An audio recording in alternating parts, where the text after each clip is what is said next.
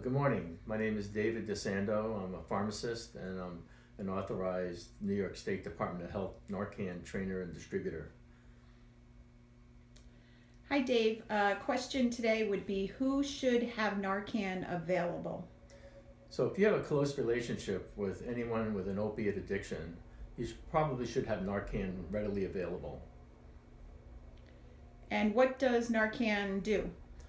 Narcan is a reversal agent of opiates. Now that's only opiates. It does not affect cocaine and some other drugs, barbiturates. It's only for opiates. So what it does is reverses the effects of the opiates. The opiates bind to receptors in the brain. It's like a key, and when it attaches to the receptor, it elicits a response. It'll reduce pain, but it also produces respiratory depression, and that's the key that where Narcan comes in. Narcan is also known as naloxone, is the generic name. But Narcan has a higher affinity for these receptor sites, and it will bounce off the opiate and attach itself to those receptor sites, thus allowing the person to breathe again. It reverses the respiratory depression. And is Narcan safe? Narcan is very safe. You may come across people that are unconscious, but due to maybe a heart attack, a stroke, or a diabetic coma, but Narcan does not affect that at all. It does not have a drug interaction if they're on other medications. So you can safely use Narcan anytime for someone who's unconscious, just as a reversal agent. And what are the symptoms of an overdose? Well, if you find someone that is unconscious, first what you want to do is try to arouse them. Shake them, yell out their name, maybe do a sternal rub, which would be taking your knuckles and rubbing it on their breastbone, which is a painful thing to do. And if that does not arouse them, then you want to use the Narcan, but they're also going to be pale, clammy. Their body may be limp. You'll raise an arm and the arm will drop down. Their fingernails and their lips would be bluish or purplish in color. The patient may be vomiting or gurgling, making a gurgling sound, and their heart rate and their breathing may be slow or even stopped. Should we also be calling 911 at this point? Absolutely. That'll be one of the first things you want to do is call 911 because you want to get help. You don't want to do it alone and try to rescue someone by yourself. So get either yourself do it immediately or yell out to someone nearby to call 911. And how do I administer Narcan? So when you get the Narcan, you always want to keep it in a place in your home or wherever, place of business, wherever it is, always in one place where everyone knows where it is and everyone is instructed on it. So you want to take the person, lay them on their back, and tilt their head back. And I do have some Narcan here I want to show you. So this is what it looks like. This is the box that it comes in. There's two in a box. This is the little device that's in there. I'll actually open one up and show you. It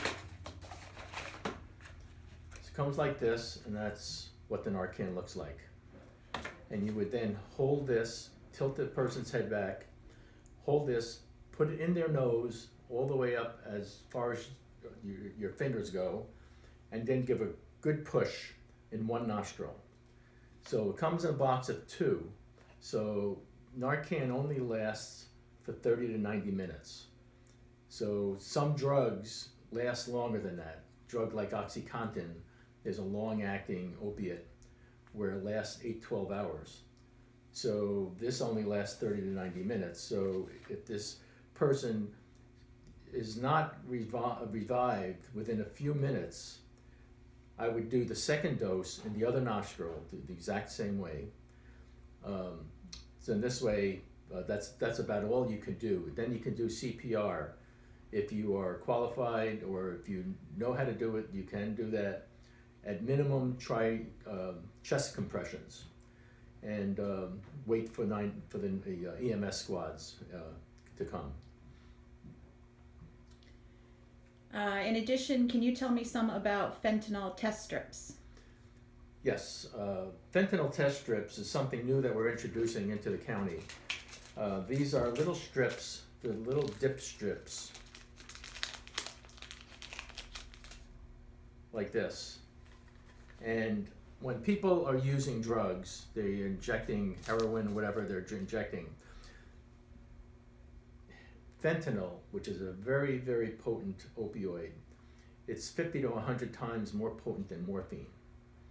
And it could cause profound respiratory depression and death.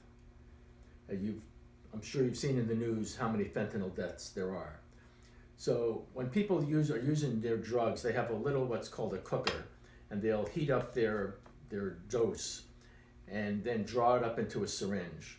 So what they should do is after they draw it up into the syringe, whatever residue is available in there, add about a teaspoon of clean water and mix it up.